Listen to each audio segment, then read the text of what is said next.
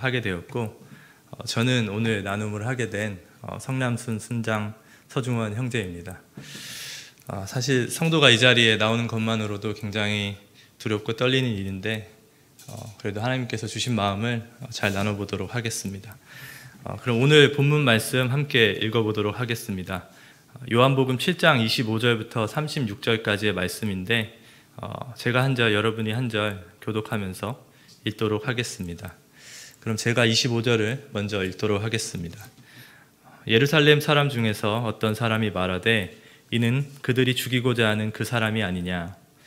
보라, 드러내게 말하되 그들이 아무 말도 아니하는도다. 당국자들은 이 사람을 참으로 그리스도인 줄 알았는가. 그러나 우리는 이 사람이 어디서 왔는지 아노라. 그리스도께서 오실 때에는 어디서 오시는지 아는 자가 없으리라 하는지라. 외쳐 이르시되 너희가 나를 알고 내가 어디서 온 것도 알거니와 내가 스스로 온 것이 아니니라. 대신 이는 참되시니 너희는 그를 알지 못하나. 나는 아노니 이는 내가 그에게서 났고 그가 나를 보내셨음이라 하시니, 그들이 예수를 잡고자 하나 손을 대는 자가 없으니 이는 그의 때가 아직 이르지 아니하였음이로라. 무리 중에 많은 사람이 예수를 믿고 말하되 그리스도께서 오실지라도 그 행하실 표적이 이 사람이 행한 것보다 더 많으리야 하니, 예수에 대하여 무리가 수근거리는 것이 바리새인들에게 들린지라. 대제사장들과 바리새인들이 아랫사람들을 보내니 예수께서 이르시되 내가 너희와 함께 조금 더 있다가 나를 보내신 이에게로 돌아가겠노라.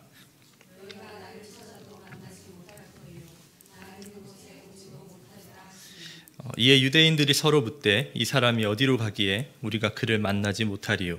헬라인 중에 흩어져 사는 자들에게로 가서 헬라인을 가르칠 터인가. 나를 찾아도 만나지 못할 터이요 나 있는 곳에 오지도 못하리라 한 이 말이 무슨 말이냐 하니라. 오늘 본문 25절부터 27절에는 한 무리의 사람들이 등장을 합니다. 이들은 초막절을 맞아서 성전에 올라와서 공개적으로 가르치고 계신 예수님을 제지하거나 잡아가지 않는 것에 대해서 불만을 표시하고 있습니다. 이토록 예수님을 성전에서 그대로 가르치게 두는 것이 예수님을 그리스도라고 인정하는 것이 아닌가, 이러한 불만을 표시하고 있는 것이죠. 그리고 이들은 27절에 이르러서 그들의 생각을 분명하게 드러냅니다. 그들은 예수님이 어디에서 왔는지 안다라고 먼저 주장을 합니다. 이 말은 예수님의 출신지가 어디인지, 또 예수님의 가족이 누구인지 안다라는 의미를 담고 있습니다. 그리고는 이들은 그리스도가 이 땅에 오는 방식에 대해서 자신들이 알고 있다라고 주장을 합니다. 여기에서 그리스도는 예수님을 의미하는 것은 아니고 일반적인 메시아나 구원자를 의미합니다.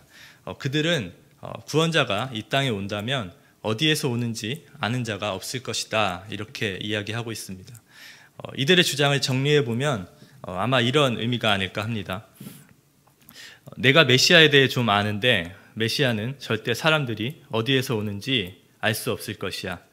그런데 나는 저 예수라는 청년이 어디에서 왔는지 누구의 가족인지 알고 있어. 그렇기에 저 예수라는 청년은 메시아일 수 없어. 이렇게 주장하고 있습니다. 그들의 주장의 핵심은 예수님이 그리스도가 아니라는 것입니다. 예수님을 믿고 있지 않은 것이죠. 저는 이들이 왜 예수님을 믿지 않은 것일까 한번 고민해 보게 되었습니다. 제가 내린 결론은 그들의 교만이었습니다. 그들이 예수님에 대해서 아주 작은 부분을 알고 있으면서 예수님이 그리스도가 아니라고 잘못된 결론에 이를 수 있었던 것은 그들이 바로 교만했기 때문인 것이죠. 이렇듯 저는 불신과 교만이 아주 밀접하게 연관되어 있다는 것을 깨닫게 되었습니다. 이어지는 28절과 29절 말씀은 이들의 이야기에 대한 예수님의 반응입니다. 28절, 29절은 저희가 함께 읽어보도록 하겠습니다. 네, 시작. 예수께서 성전에서 가르치시며 외쳐 이르시되 너희가 나를 알고 내가 어디서 온 것도 알거니와 내가 스스로 온 것이 아니니라. 보내신 이는 참되시니 너희는 그를 알지 못하나 나는 아노니 이는 내가 그에게서 났고 그가 나를 보내셨음이라 하시니. 예수님은 자신이 그리스도가 아니라고 주장하는 사람들에게 조금은 예상치 못한 말씀을 하십니다. 너희는 하나님을 알지 못하고 나는 하나님을 안다라고 말씀하시는 것이죠. 먼저 예수님께서는 왜 예수님 자신이 그리스도가 아니라고 주장하는 사람들에게 너희는 하나님을 모른다라고 말씀하실까 한번 생각해 보았습니다. 먼저는 아마도 예수님께서는 그들의 교만을 깨고 싶으셨던 것 같습니다. 오늘 말씀 앞절에 등장한 이 사람들은 예루살렘에 사는 사람들이고 초막절을 맞아서 말씀을 듣기 위해 성전에 올라온 사람들입니다. 그리고 그리스도에 대해 안다라고 주장하는 것을 보아 말씀을 어느 정도 알고 있고 말씀에 관심이 많은 사람들이었던 것 같습니다. 아마 유대인들이 아니었을까 생각이 되는데요.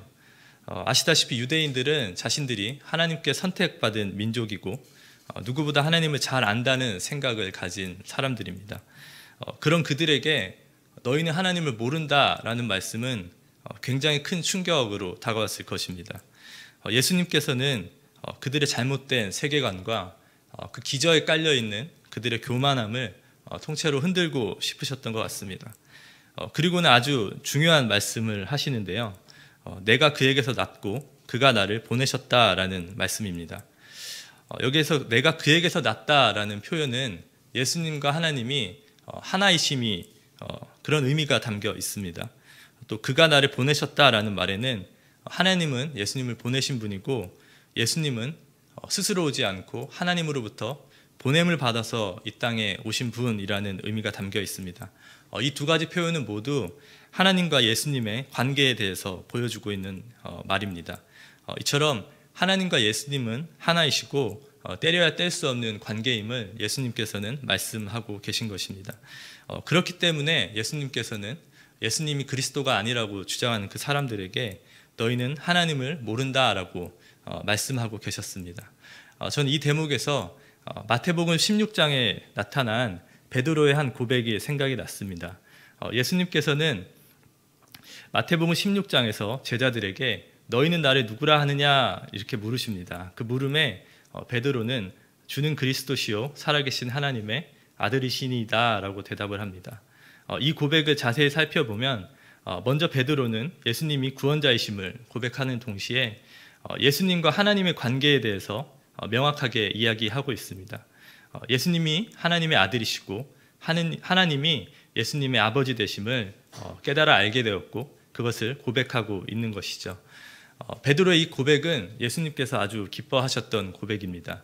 이 고백을 들으시고 베드로를 축복하셨고 이것을 깨달아 알게 한 이는 베드로의 혈육이 아니라 하나님이시다라고 말씀하시죠.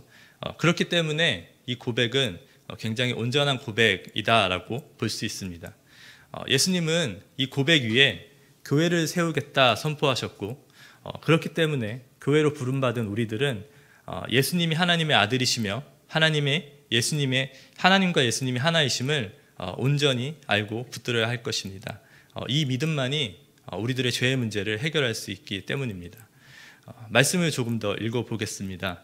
30절과 31절 말씀 제가 한번 읽어보도록 하겠습니다. 그들이 예수를 잡고자 하나 손을 대는 자가 없으니 이는 그의 때가 아직 이르지 아니하였음이로라.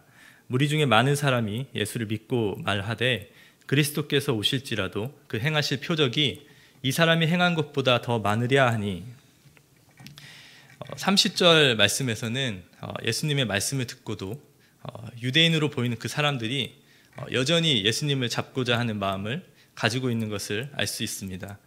이렇듯 사람들의 교만함은 쉽게 깨어지지 않습니다. 그러나 그것보다 더 제 마음에 강하게 들어온 것은 그 뒤에 나온 표현입니다. 잡고자 하나 손을 대는 자가 없으니 이는 그의 때가 아직 이르지 아니하였음이로라. 이 말씀은 악한 자들이 자신들의 생각대로 계획하고 노력하여도 하나님의 뜻대로 이 세상이 흘러간다라는 것을 보여줍니다. 하나님이 세상의 주권자이심을 선포하고 있는 것이죠. 교만한 사람들 그리고 악한 사람들이 세상에 가득하여도 하나님이 신실하게 일하고 계시고 우리의 눈에 보이는 세상의 현상을 넘어서 지금도 일하고 계신 하나님을 볼 수 있는 그 영성이 우리들에게 필요하지 않을까 생각해 보았습니다. 31절 말씀에서는 아주 반가운 사람들이 등장을 합니다. 바로 예수님을 믿는 사람들인데요. 먼저는 저는 이 사람들이 처한 당시의 상황이 현재를 살아가고 있는 우리 크리스천들과 매우 비슷하다라는 생각이 들었습니다. 이들이 처한 상황은 예수님을 부정하는 사람들, 그리고 세상의 권력을 가진 많은 믿지 않은 사람들 틈 속에 살아가고 있었습니다. 우리들 또한 마찬가지일 것입니다. 하지만 더 중요한 것은 악한 세상, 악한 사람들과 예수님을 믿는 우리들 사이에 예수님이 계시다는 것입니다. 그때도 계셨고 지금도 예수님께서는 우리들과 세상 사이에 계십니다. 31절에 등장하는 사람들은 아마도 그들의 시선을 예수님을 죽이려는 사람들이 아니라 예수님께 두었던 것 같습니다. 그렇기 때문에 예수님을 죽이려는 허다한 사람들의 무리 속에서도 예수님은 그리스도시다라고 고백할 수 있었던 것이죠.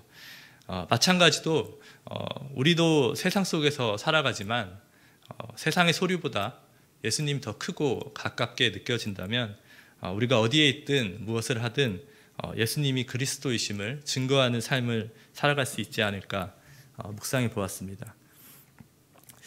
그리고 저는 이들의 신앙 고백이 눈에 들어왔습니다. 이들은 예수님께서 행하신 기적에 대해 이야기하고 있습니다. 그리스도께서 오실지라도 그 행하실 표적이 이 사람이 행한 것보다 더 많으랴, 이렇게 이야기하고 있습니다. 예수님이 행하신 기적들은 분명하게 예수님의 사역에서 아주 중요한 부분들이고 강한 영향력이 있음은 분명합니다. 하지만 저는 우리가 예수님을 증거할 때 단지 예수님의 기적이나 한 부분만이 아니라 예수님을 더 온전히 전할 수 있으면 좋겠다라는 생각을 해보았습니다. 그러기 위해서는 저희가 처음 예수님 만난 그 자리에서 우리의 신앙과 믿음이 계속해서 자라나야 할 것인데, 저는 이 대목에서 저를 한번 돌아보게 되었는데요. 나의 신앙은 예수님 만난 이후로 자라나고 있는가? 만약 자라나고 있다면 나는 무엇을 해왔고 또 앞으로는 무엇을 해야 할까? 이런 고민을 해보았습니다. 너무 멀리 돌아보지 않고 제가 사람 살리는 교회에서 보낸 약 3년의 시간을 돌아보게 되었는데요. 제가 사람 살리는 교회에서 한 것은 특별한 것들이 아니었습니다.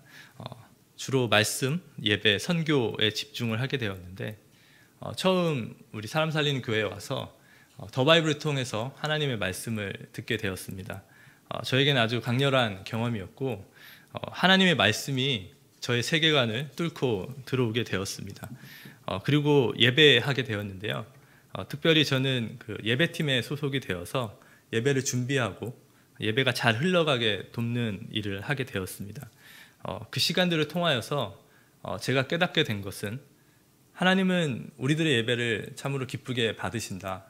하나님은 우리가 예배하길 원하시고 우리가 예배하는 그 자리에 함께 계시며 우리가 예배할 때 우리들이 살아날 수 있다라는 것을 깨닫게 되었습니다. 그리고 또 해외로 국내로 아울리치를 다녀올 수 있는 기회가 되었는데요. 저는 아울리치를 다녀오면서 제 눈에는 분명하게 보이지 않았지만 성경의 사도행전의 말씀처럼 선교사님들의 수고와 눈물로 지금도 하나님의 나라가 확장되어 가고 있구나, 그런 것을 깨닫게 되었습니다. 그리고 하나님께서는 잃어버린 영혼들을 되찾기를 간절히 원하시는구나 라는 것을 알게 되었습니다. 이처럼 저는 말씀과 예배와 선교를 통하여서 하나님의 나라가 제 안에 더 강하게 임한 것을 경험하게 되었습니다. 예수님을 더 많이 알게 되었고 더 많이 경험하게 되었습니다. 3년 전과 지금의 저의 신앙 고백을 비교해 본다면 분명히 다를 것입니다. 그렇다면 앞으로 제가 무엇을 해야 될까 또 고민을 해보게 되었는데요. 제 안에 이미 하나님의 나라가 임하였지만 제가 세상 속에서 또 살아가다 보면 어느 순간 하나님의 나라가 좀 희미해져 갈 수 있겠다, 그런 생각이 들었습니다. 그렇기 때문에 지금까지 해온 것처럼 말씀 듣고 예배하고 복음을 전하는 그 일이 굉장히 중요하다라는 생각을 하게 되었습니다. 그러기 위해서 말씀과 예배와 선교의 자리를 삶의 우선순위에 두고 그 시간들을 빼앗기지 않는 것, 말씀이 저를 붙들게 될 것이고 예배와 선교가 저를 살릴 것임을 믿음으로 고백하게 되었습니다. 오늘 말씀 32절로 넘어가 보겠습니다. 32절부터는 오늘 말씀이 새로운 국면으로 접어들게 됩니다. 바리새인들과 대제사장들이 등장하는데요. 그들은 오늘의 말씀 앞부분에 나온 사람들의 불만과 예수님의 말씀을 들은 것 같습니다. 성경에는 사람들이 수군거리는 소리를 들었다라고 표현이 되어 있는데요. 그들은 이 이야기를 듣고 예수님을 잡기로 결정을 합니다. 그리고 예수님께 성전의 경비대를 보내게 됩니다. 이어지는 33절과 34절 말씀은 예수님을 잡으러 온 성전의 경비대, 그리고 예수님을 둘러싼 허다한 많은 사람들 앞에서 예수님께서 선포하신 그 말씀입니다. 33절과 34절은 저희가 함께 읽어보도록 하겠습니다. 시작.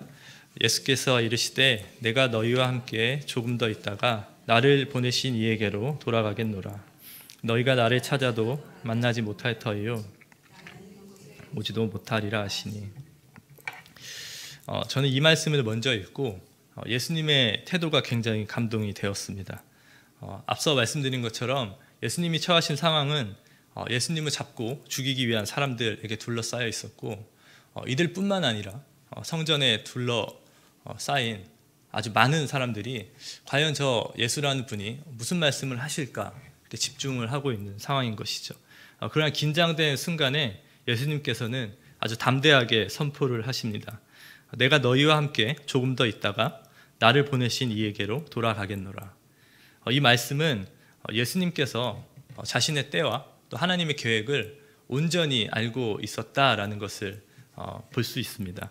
그리고 하나님의 그 계획을 온전히 신뢰하셨던 것이죠. 그렇기 때문에 이렇게 담대하게 선포를 하실 수 있지 않았을까 생각이 듭니다. 그리고서는 34절 말씀에서 아주 중요하고도 조금은 아리송한 말씀을 하시는데요. 바로 이것입니다. 너희가 나를 찾아도 찾지 못하고 나 있는 곳에 오지 못하리라.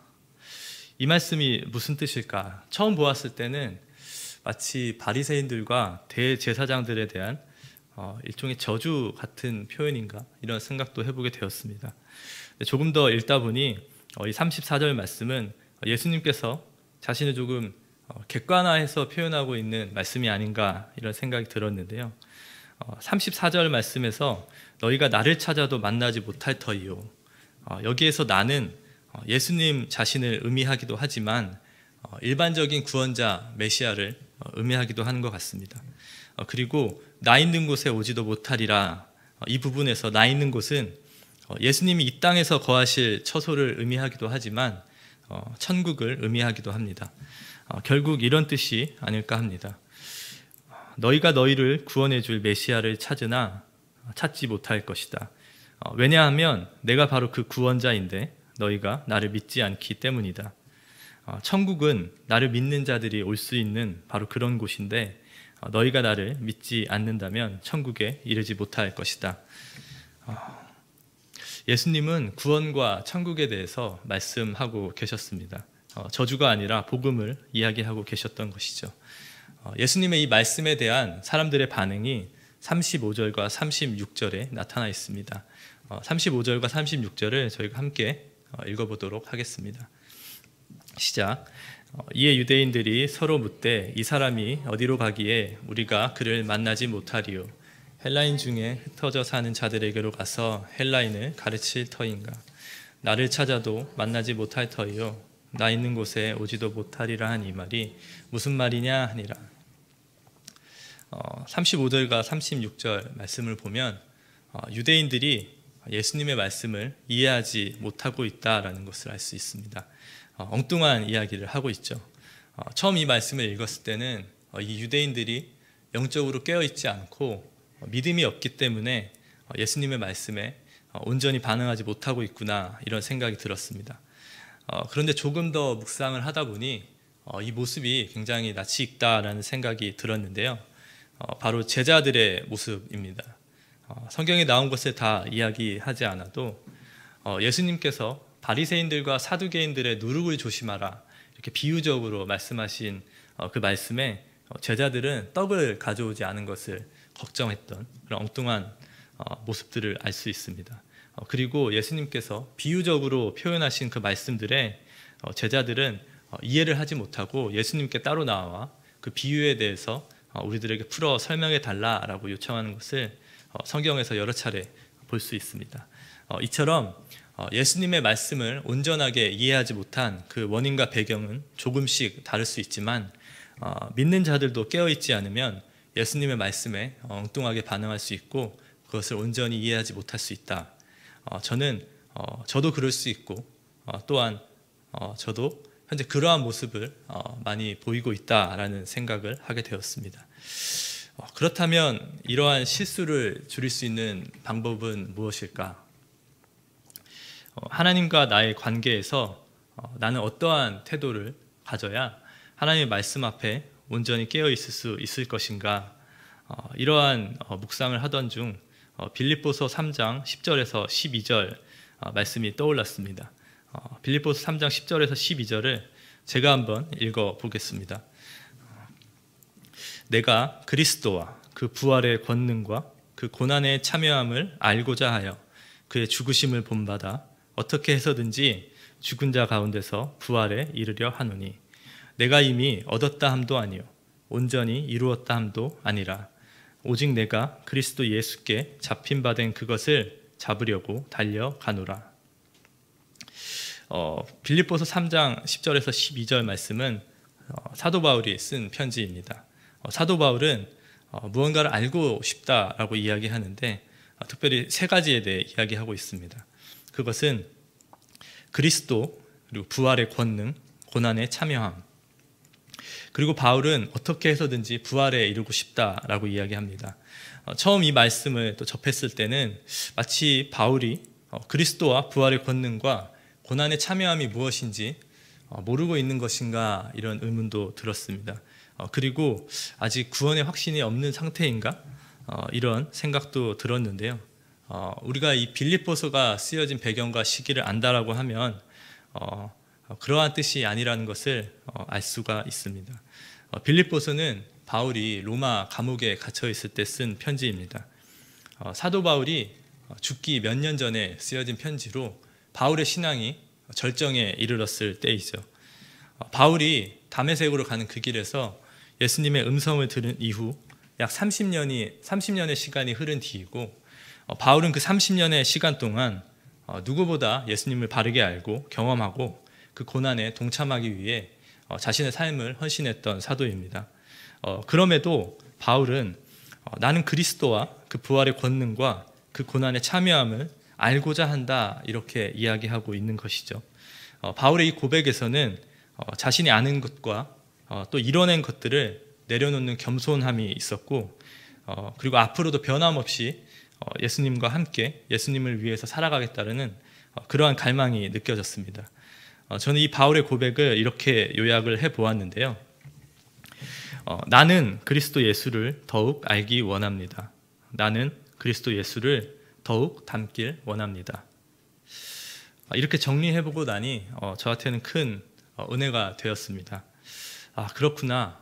이 겸손함과 갈망함이 예수님을 믿은 내가 또 우리가 주님 말씀 앞에 온전히 깨어있기 위해 가져야 할 올바른 태도이구나 생각을 하게 되었습니다. 저는 때로 조금 안다고 또 조금 헌신한다고 교만한 마음에 빠질 때가 있습니다. 하지만 오늘 바울의 고백처럼 예수님을 알고 예수님을 닮고 싶다는 그 겸손한 태도가 하나님의 말씀 앞에 나를 깨어있게 할 수 있겠구나라는 생각이 들었습니다. 바울의 이 겸손한 태도를 보자 오늘 말씀에 처음에 등장한 사람들이 떠올랐는데요. 예수님에 대해서 아주 작은 부분을 알고 있으면서도 예수님이 그리스도가 아니라고 단정 지어버린 교만한 그 사람들, 그리고 30년간 누구보다 예수님 닮은 모습으로 예수님 가까이 살아갔던 사도 바울, 그러면서도 나는 아직 예수님을 더 알고 싶고 더 믿고 싶다 이렇게 고백하는 그 겸손함, 이 두 가지 사이에서 나는 무엇을 택해야 할 것인가? 정답은 분명했습니다. 교만이 아닌 겸손이었습니다. 저는 마지막으로 그렇다면 겸손함이 왜 중요할까? 우리의 신앙에서 겸손함은 어떠한 역할을 할 수 있는가 고민해 보게 되었습니다. 먼저 우리가 겸손하지 않고 교만하면 우리가 하나님의 말씀을 들어도 그 말씀이 우리의 마음에 심기지 못하고 삶으로 이어지지 않는 것을 경험했고 보게 되었습니다. 교만한 마음이 우리에게 들어오면 우리의 마음이 옥토가 아니라 딱딱한 바위처럼 되어서 하나님의 말씀이 심겨져 생명을 피우지 못하고 튕겨져 나가버리는 것을 경험했습니다. 하나님의 말씀을 듣기는 하여도 우리의 마음을 뚫고 들어오지 못하고 그냥 흘러가버리는 것을 경험하게 되었습니다. 또 더 중요한 것은 겸손이 바로 순종과 연결되어 있다는 것입니다. 교만과 불신이 연결되어 있는 것처럼 순종함과 겸손도 밀접하게 연결이 되어 있었습니다. 하나님은 우리가 우리의 삶의 모든 영역에서 예수님을 닮아가길 원하십니다. 그렇기 때문에 끊임없이 우리를 초청하시죠. 우리의 물질과 시간과 재능을 내어서 하나님의 위로가 필요한 사람들을 돕기를 원하십니다. 그러한 하나님의 초청에 우리는 자주 예스하고 응답하기도 하지만 가끔은 우리의 생각이나 우리의 고집을 꺾기 어려운 문제들을 만나게 됩니다. 또한 아주 작은 순종이 아니라 우리의 삶을 송두리째 흔들어 놓을 수 있는 커다란 순종의 문제 앞에서는 우리는 고민에 빠지고 마는 것이죠. 하지만 그때 우리의 고집을 꺾고 주님의 뜻에 예스하고 응답하는 것, 그 순종이 우리의 신앙을 자라나게 하는 것 같습니다. 예수님도 십자가에 달리시기 전날 밤 땀방울이 핏방울이 되도록 기도를 하셨습니다. 이 잔을 내게서 옮겨달라 이렇게 기도하셨죠. 하지만 예수님은 그 치열한 영적 싸움의 끝자락에서 결국 순종하기를 선택을 하셨습니다. 내 원대로 마옵시고 아버지의 원대로 하옵소서. 이렇게 기도하시며 그 생명을 인간의 죄의 대속물로 내어주셨습니다. 그렇다면 순종의 열매는 무엇인가? 예수님의 이 순종으로 인류는 죄의 문제를 해결하게 되었고 여기 모인 우리들도 생명을 얻게 되었습니다. 마찬가지로 우리가 우리의 뜻과 고집을 꺾고 하나님의 뜻에 순종할 때 우리의 순종을 통해 누군가가 살아날 줄을 믿습니다. 주님은 다른 방법이 아니라 여기 모인 우리들의 작은 순종을 통하여서 하나님의 나라가 세워져 가고 누군가의 삶이 살아나기를 원하시는 줄을 믿습니다. 저는 오늘 저와 여기 모여 계신 모든 분들의 심령 가운데 겸손함이 회복되어 주님의 말씀 앞에 온전히 깨어 있고 또 순종함으로 하나님의 뜻대로 살아갈 수 있는 저와 여러분이 되기를 주님의 이름으로 축복합니다. 제가 짧게 기도하고 다 같이 주기도문으로 오늘 아침 예배를 마치도록 하겠습니다. 기도하겠습니다. 하나님 아버지 감사합니다. 우리가 아직 죄인 되었을 때에 우리를 먼저 찾아와 주시고 예수님 믿고 살아갈 수 있는 그 삶의 기회를 허락하여 주심에 감사를 드립니다. 하나님 아버지, 우리가 예수님 믿고 구원을 받았는데 아무렇게나 살지 아니하고 하나님 앞에서 겸손함과 순종함으로 주님의 부르심의 그 뜻대로 살아가기를 원합니다. 하지만 우리가 우리의 연약함으로 인하여서 가끔은 하나님의 순종 앞에 우리가 예스하고 응답하지 못하고 넘어지는 순간들이 있습니다. 하지만 아버지, 우리가 그렇게 넘어지고 부족한 모습일지라도 우리를 변함없이 사랑하시는 하나님의 신실하심을 우리가 고백하오니 우리의 작은 순종이 하나의 미랄이 되어서 하나님의 나라를 이뤄나가는데 쓰임받을 수 있도록 주님 은혜를 더하여 주시옵소서. 우리를 불쌍히 여겨주시고 예수님 닮은 모습으로 살아갈 수 있도록 우리에게 힘과 능력을 더하여 주시옵소서. 그렇게 행하실 것을 신뢰하오며 이 모든 말씀 살아계신 우리 주 예수 그리스도의 이름으로 기도합니다. 아멘. 주기도문으로 예배를 마치도록 하겠습니다. 하늘에 계신 우리 아버지여, 이름이 거룩히 여김을 받으시며 나라가 임하옵시며 뜻이 하늘에서 이루어진 것 같이 땅에서도 이루어지이다. 오늘날 우리에게 일용할 양식을 주옵시고 우리가 우리에게 죄 지은 자를 사하여 준 것 같이 우리의 죄를 사하여 주옵시고 우리를 시험에 들게 하지 마옵시며 다만 악에서 구하옵소서. 대개 나라와 권세와 영광이 아버지께 영원히 있사옵나이다. 아멘.